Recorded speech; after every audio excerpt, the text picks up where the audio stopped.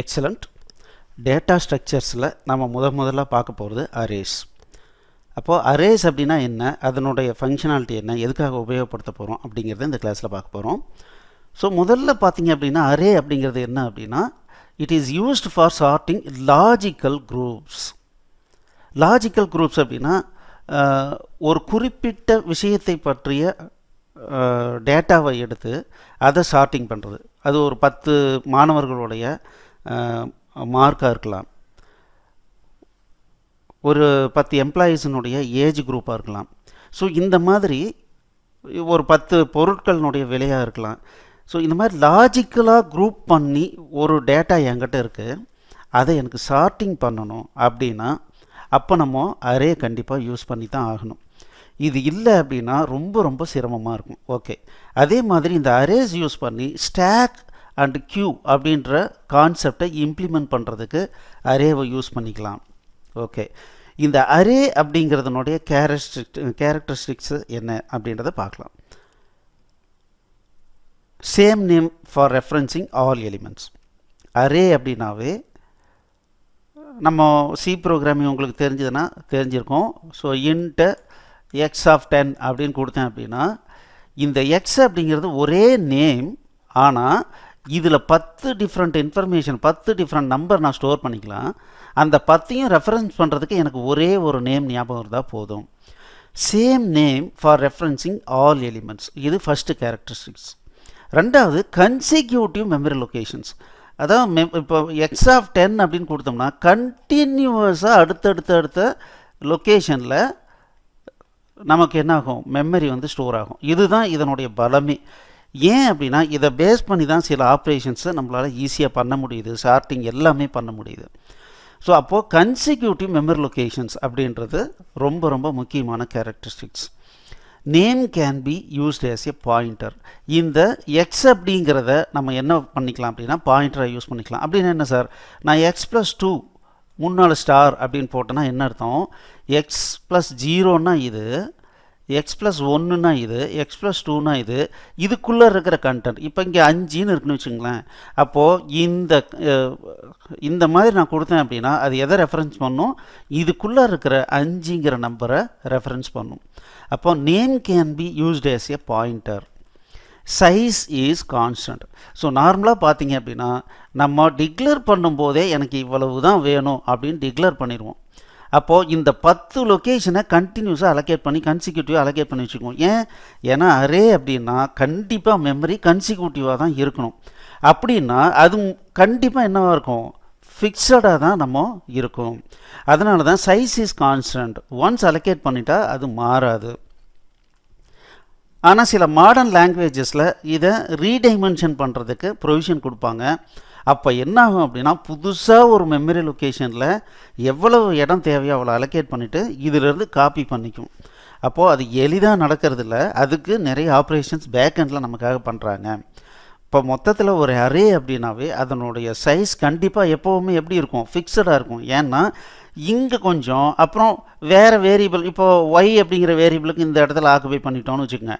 அப்போ எனக்கு நான் இதை எக்ஸ்டெண்ட் பண்ணும்போது அதுக்கு அடுத்த லொக்கேஷனில் இருந்ததுன்னா என்னுடைய அரேனுடைய கான்செப்டு ஃபெயில்யூர் ஆகிடும். அது என்ன வேலை பண்ணுமோ அந்த வேலையை பண்ண முடியாமல் போயிடும். ஸோ அதனால் size is constant. Bound to be checked programmatically. Modern languages எல்லாம் பவுண்ட் அப்படின்னா என்னென்னா, நான் எக்ஸ் ஆஃப் 10ன்னு கொடுக்குறேன் அப்படின்னா எக்ஸ் ஆஃப் 0 அப்படின்னா first location sir, x of 9 அப்படின்னு கொடுத்தேன் அப்படின்னா 9வது, அதாவது 10வது லொக்கேஷன் எக்ஸ் ஆஃப் 9.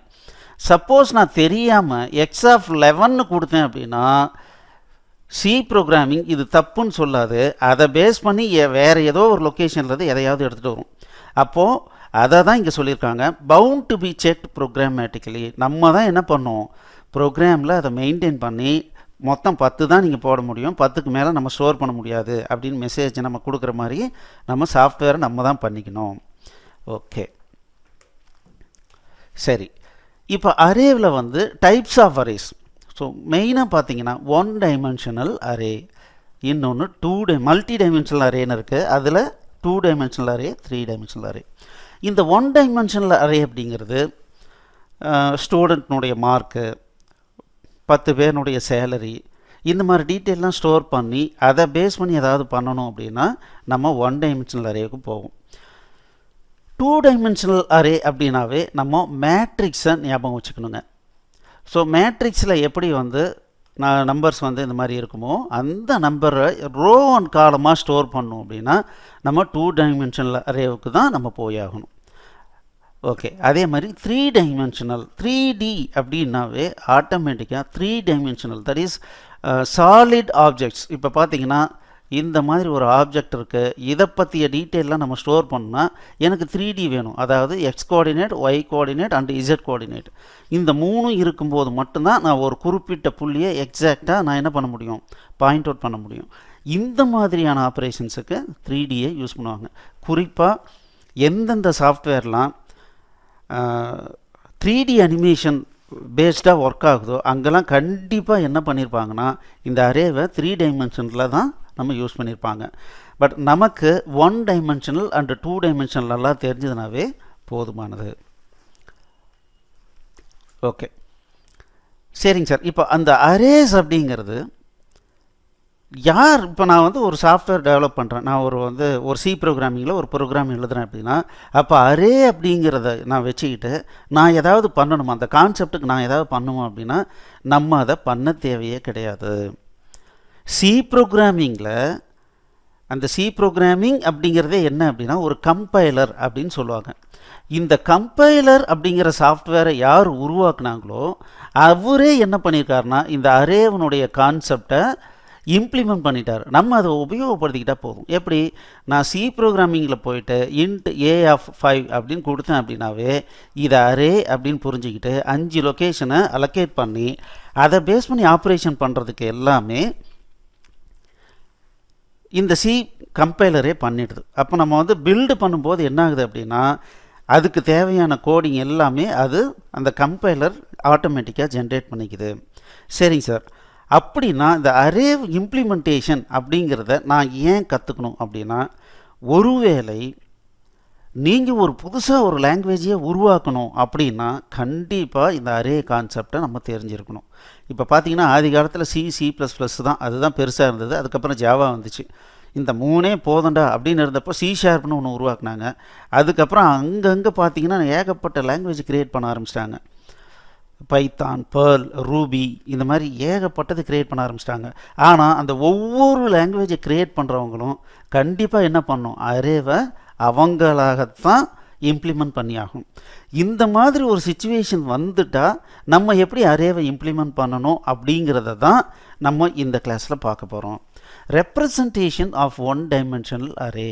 நம்ம ஏற்கனவே சொன்னோம், ஒரு குறிப்பிட்ட மெமரியில் கன்சிக்யூட்டிவாக எனக்கு வேணுங்கிற மெமரி லொக்கேஷனை அலோகேட் பண்ணிக்கணும்.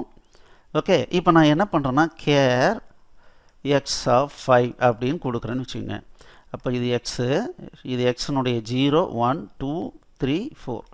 ஸோ அப்போ 5 லொக்கேஷன் அலோகேட் பண்ணிடுச்சு. இந்த அரேவனுடைய முக்கியமான ஆப்ரேஷன் என்ன அப்படின்னா எனக்கு ஸ்டார்டிங் அட்ரஸ் எனக்கு தெரியும். எப்படி தெரியும், இந்த நேம் தான் அந்த ஸ்டார்டிங் அட்ரஸ். இதை வச்சுக்கிட்டு ஒரு குறிப்பிட்ட லொக்கேஷனுடைய இங்கே இருக்கிற ஸ்டோர் பண்ணியிருக்கிற நம்பரை நான் எப்படி எடுக்கிறது. இப்போ நான் 1 4 7 3 2ன்னு இருக்குது. இப்போ நான் இந்த லொக்கேஷனில் இருக்கிற வேல்யூவை எடுக்கணும் அப்படின்னா நான் என்னன்னு சொல்லுவேன்னா தட் இஸ் எக்ஸ் ஆஃப் 2 அப்படின்னு நான் சொல்லுவேன். அப்போ எக்ஸ் ஆஃப் 2 அப்படின்னா எனக்கு முதல்ல என்ன பண்ணணும்னா இதனுடைய லொக்கேஷன் என்ன அப்படின்றது தெரியணும். ஃபிசிக்கலாக பார்த்தீங்கன்னா இதுக்கு ஒரு 1000, இது 1001, இது 1002, 1003, 1004 இந்த மாதிரி அட்ரஸ் இருக்கலாம். இந்த எக்ஸ் அப்படிங்கிறது அப்படின்னா என்ன அர்த்தம், 1000 அப்படின்னு அர்த்தம். அப்போது நான் எக்ஸ் ஆஃப் 2 அப்படின்னு நான் கொடுத்தேன் அப்படின்னா 1002 அப்படிங்கிற லொக்கேஷனாக எனக்கு கன்வெர்ட் ஆகிடுச்சுன்னா அந்த லொக்கேஷனில் இருக்கிற கண்டென்ட்டை நான் எடுக்கும்போது 7 அப்படிங்கிறத நான் வெளியே எடுத்துட முடியும். இப்போது இதை நான் எப்படி கொண்டு வர போகிறேன், என்கிட்ட இருக்கிறது 2 இன்ஃபர்மேஷன். அதாவது ஸ்டார்டிங் அட்ரஸ் என்கிட்ட இருக்குது, எந்த குறிப்பிட்ட லொக்கேஷனில் இருக்கிற வேல்யூ எனக்கு வேணுங்கிறது தெரியுது. இதை பேஸ் பண்ணி நான் அட்ரஸாக எப்படி கன்வெர்ட் பண்ணுறது, அதுதான் அட்ரஸ் கேல்குலேஷன் அப்படின்னு சொல்கிறோம். ஸோ இந்த அட்ரஸ் கேல்குலேஷனில் என்ன பண்ண சொல்கிறோன்னா B is the base address plus word size. இப்போ கேரக்டர் அப்படின்னா 1 பைட்டுன்னு சொல்கிறோம். அதே மாதிரி இன்ட் அப்படின்னா 2 பைட்ஸ் அப்படின்னு சொல்கிறோம். அப்போது அந்த 2 பைட்ஸ் ஆர் லாங்னா 4 பைட்டு, ஃப்ளோட்டுன்னா 4 பைட்டு, டபுள்னா 8 பைட்டு, இந்த மாதிரி இருக்குது. அப்போது அதை தான் இங்கே என்ன சொல்லியிருக்காங்கன்னா W அப்படின்னு சொல்லியிருக்காங்க. K அப்படிங்கிறது எந்த இண்டெக்ஸ் பொசிஷன் அப்படின்னு சொல்கிறாங்க. இப்போது இந்த எக்ஸ் ஆஃப் 2 அப்படின்னா எனக்கு அட்ரஸ் இந்த ஃபார்முலாவை உபயோகப்படுத்தோம்னா கரெக்டாக வருதான்னு பார்க்கலாம். பேஸ் அட்ரஸ் என்ன 1000, அது நம்ம ஏற்கனவே எக்ஸை பேஸ் பண்ணி நம்ம கண்டுபிடிச்சிடுறோம், அதுதான் 1000. ப்ளஸ் வேர்டு சைஸ் என்ன கேரக்டர் அப்படிங்கிறது 1. ஓகே, இன்ட்டு கே அப்படிங்கிறது என்ன எனக்கு 2ங்கிறது தான் இப்போ கே, அப்போ 2. அப்போது 1000 ப்ளஸ் 2 × 1 2 ஈக்குவல்ஸ் 1002. அப்போ 1002ல் இருக்கிற கண்டென்ட் எடுறா அப்படின்னா ஆட்டோமேட்டிக்காக 7 அப்படிங்கிறத நம்ம ரீட் பண்ண முடியும்.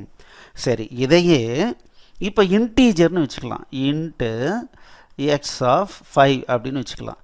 அப்போ என்ன ஆகும் அப்படின்னா இந்த மெமரி இப்படி இருக்குது. எகெயின் 5 லொக்கேஷன் அலோகேட் ஆகிருக்கும்.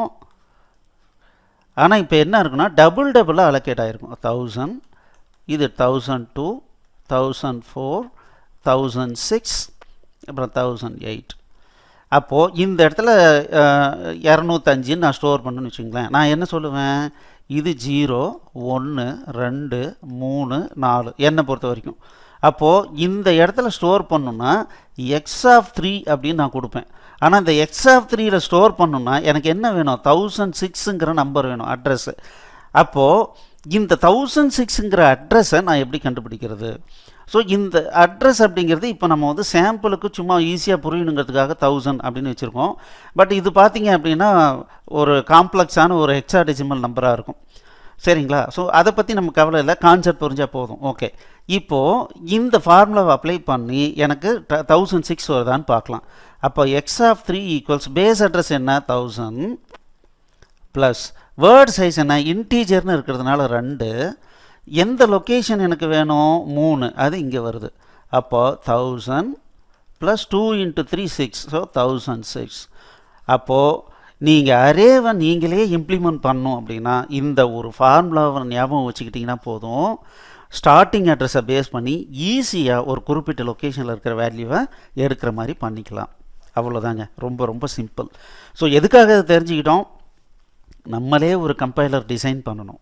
இல்லை ஒரு சின்ன ப்ரோக்ராம், எந்த கம்பைலருமே எனக்கு வேண்டாம், ஒரு சின்ன ப்ரோக்ராம் தான், அதை வந்து ஒரு டிவைஸில் ஒரு ஹார்ட்வேரில் கொண்டு போய் ரைட் பண்ண போகிறேன், ஃபர்ம்வேராக ரைட் பண்ண போகிறேன்.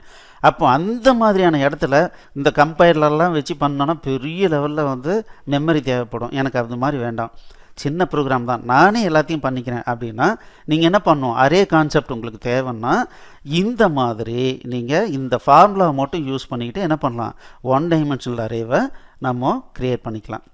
சரிங்க சார், இதிலேருந்து நம்ம என்ன தெரிஞ்சுக்கிறோம், இதிலேருந்து முக்கியமாக ஒரு டெவலப்பராக நம்ம என்ன தெரிஞ்சுக்கிறோம் அப்படின்னா, இப்போது எக்ஸ் ஆஃப் 0 அப்படின்னா முதல் லொக்கேஷன், எக்ஸ் ஆஃப் 1 அப்படின்னா ரெண்டாவது லொக்கேஷன், எக்ஸ் ஆஃப் 2 அப்படின்னா இது மூணாவது லொக்கேஷன், இந்த மாதிரி போயிட்டு இருக்குது. இதை என்னன்னு சொல்கிறோன்னா எக்ஸ் ஆஃப் ஐ அப்படின்னு சொல்கிறேன். அப்போது நான் ஒரே ஸ்டேட்மெண்ட்டை இந்த மாதிரி ரெப்ரசன்ட் பண்ணி இந்த இண்டெக்ஸ் வேரியபிள் அப்படின்னு சொல்லுவாங்க, இண்டெக்ஸ் வேரியபிள்னு சொல்லுவாங்க. இந்த இண்டெக்ஸ் வேரியபிள் ஐனுடைய வேல்யூ மட்டும் 0லேருந்து 10 வரைக்குமோ இல்லை 4 வரைக்குமோ நான் கொண்டு போனேன்னா நான் இதை ஒரு லூப்பிங்கில் பண்ணும்போது என்ன ஆகும் அப்படின்னா ஆட்டோமேட்டிக்காக அந்த ஐ வேல்யூ என்ன கரண்ட்லி ரெப்ரசன்ட் பண்ணுதோ அந்த குறிப்பிட்ட லொக்கேஷனை ஈஸியாக நான் ரீட் பண்ண முடியும். அப்போ 10 லைன் கோடிங்கை சிங்கிள் லைனாக மாற்றுறதுக்கு இந்த இண்டெக்ஸ்டு வேரியபிள் நமக்கு யூஸ்ஃபுல்லாக இருக்கும். அப்போது அரேவை நம்ம இந்த மாதிரி ஈஸியாக ஆக்சஸ் பண்ண போகிறோம். அதை தான் நம்ம அடுத்த கிளாஸில் பார்க்க போகிறோம். சரி, இந்த அரேவில் நம்ம என்ன சார் ப்ரோக்ராமிங்காக நம்ம என்ன தெரிஞ்சுக்கணும் அப்படின்னா அரே ட்ராவர்சல். ட்ராவர்சல் அப்படின்னாவே ஆரம்பத்திலேருந்து கடைசி வரைக்கும் இருக்கிற எல்லா எலிமெண்ட்டையும் என்னால் ரீட் பண்ண முடியுதா, அப்படி ரீட் பண்ணுன்னா நான் என்ன பண்ணும் அப்படிங்கிறது தான் ட்ராவர்சல். ஓகே, அப்போது அதுக்கு நான் எப்படி கோடிங் பண்ணுவேன்.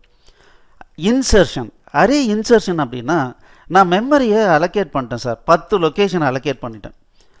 ஆனால் நான் வந்து ஒவ்வொரு நம்பராக நான் தான் ஸ்டோர் பண்ணேன், 10 நம்பர் தான் ஸ்டோர் பண்ண போகிறேன். பட் என்னென்னா நான் வந்து நடுவில் கூட இன்சர்ட் பண்ணுவேன். ஏதாவது இப்போ நான் இதை வந்து இந்த நம்பர்ஸ்லாம் வந்து எனக்கு அசெண்டிங் ஆர்டரில் தான் ஸ்டோர் பண்ணோம் அப்படின்னா ஒருவேளை இப்போ 1 7 10 15ன்னு வச்சுங்களேன். இப்போ எனக்கு வந்து 8ங்கிற நம்பர் ஸ்டோர் பண்ணணும்னா அப்போ நான் என்ன பண்ணணும், இந்த இடத்துல நான் இன்சர்ட் பண்ணணும். அப்போ தான் இது அசெண்டிங் ஆர்டரில் மெயின்டைன் ஆகும்.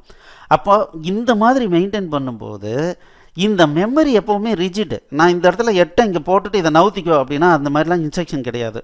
அப்போ நான் என்ன பண்ணணும், மேனுவலாக அடுத்தடுத்த லொக்கேஷனில் 15யும் 10யும் மூவ் பண்ணிவிட்டு இந்த இடத்த ஃப்ரீ பண்ணிவிட்டு இங்கே நான் என்ன பண்ணணும், 8ன்னு நான் ஸ்டோர் பண்ணணும். அப்போது அந்த மாதிரி எப்படி நான் வந்து இன்சர்ஷனுக்கு கோடிங் பண்ணுறது. அதே மாதிரி ஒரு நம்பரை டெலீட் பண்ணுறேன். இப்போ 8ங்கிற நம்பரை டெலீட் பண்ணுறேன்னு வச்சுங்க. அப்போ இதை டெலீட் பண்ணும்போது ஆட்டோமேட்டிக்காக இந்த 10யும் 15யும் லெஃப்ட்டில் மூவ் பண்ணணும். இதையெல்லாம் சேர்த்தி பண்ணால் தான் அரே டெலிஷன் ஆப்ரேஷன். அப்போ அதுக்கு நான் எப்படி கோடிங் பண்ணணும். அதுக்கப்புறம் சார்ட்டிங் அண்ட் சர்ச்சிங். இந்த அரேவனுடைய முக்கியமான பாயிண்ட்டாக நம்ம என்ன சொன்னோம் அப்படின்னா sorting logical group of information அப்படின்னு நம்ம சொன்னோம்.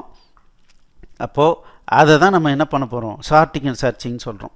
ஸோ இதுக்குன்னு தனியாக ஒரு சாப்டரே இருக்குது. அப்போ இதை பற்றி நம்ம அந்த சாப்டர் வரும்போது படிப்போம்.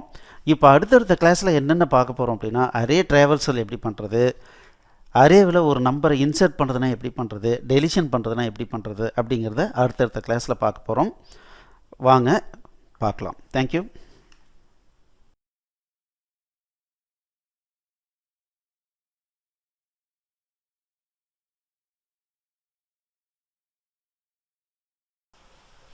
இந்த வீடியோ உங்களுக்கு பிடிச்சிருந்ததுன்னா லைக் பண்ணுங்கள், ஷேர் பண்ணுங்கள். கூடவே இந்த வீடியோ பார்த்தீங்க அப்படின்னா ஒரு பிளேலிஸ்ட்னுடைய ஒரு பார்ட்டாக இருக்கலாம். சப்போஸ் நீங்கள் வந்து நடுவில் ஏதாவது ஒரு வீடியோவை பார்த்து உங்களுக்கு சரியாக புரியல அப்படின்னா நீங்கள் எங்களுடைய பிளேலிஸ்ட்டு மூலமாக ஃபஸ்ட்டு வீடியோவிலேருந்து ஒவ்வொன்றா பார்த்துட்டு வந்தீங்கன்னா கண்டிப்பாக உங்களுக்கு எல்லா கான்செப்டும் புரியும். இப்போது நீங்கள் அதுக்கு பண்ண வேண்டியது என்னென்னா எங்களுடைய இந்த சேனல் பேஜுக்கு வாங்க. இந்த சேனல் பேஜில் பார்த்தீங்கன்னா பிளேலிஸ்ட்னு ஒரு ஆப்ஷன் இருக்குது. இங்கே மேலே இதை கிளிக் பண்ணுங்கள். இங்கே பார்த்தீங்க அப்படின்னா இங்கே வர எல்லாமே ஒவ்வொன்றும் ஒவ்வொரு கோர்ஸ். இப்போ பார்த்தீங்கன்னா ஃபஸ்ட்டு இருக்கிறது ஃபண்டமெண்டல்ஸ் ஆஃப் சி ப்ரோக்ராமிங் கற்றுக்கணுன்னா இந்த பிளேலிஸ்ட்டை கிளிக் பண்ணிங்க அப்படின்னா இங்கே ஃபஸ்ட்டு வீடியோவிலேருந்து பார்த்தீங்க அப்படின்னா இங்கே வரிசையாக வீடியோ நாங்கள் வந்து க்ரோனாலாஜிக்கலாக ஆர்டர் பண்ணியிருக்கோம். நீங்கள் வரிசையாக ஒவ்வொரு வீடியோவாக பார்த்துட்டு வந்தீங்கன்னா கண்டிப்பாக உங்களுக்கு அந்த குறிப்பிட்ட டாபிக் வந்து நல்லா புரியுங்க. கூடவே எங்களுடைய சேனலுக்கு சப்ஸ்கிரைப் பண்ணுங்கள். பக்கத்தில் பெல் பட்டன் வரும், பெல் பட்டனை கிளிக் பண்ணுங்கள். தேங்க்யூ.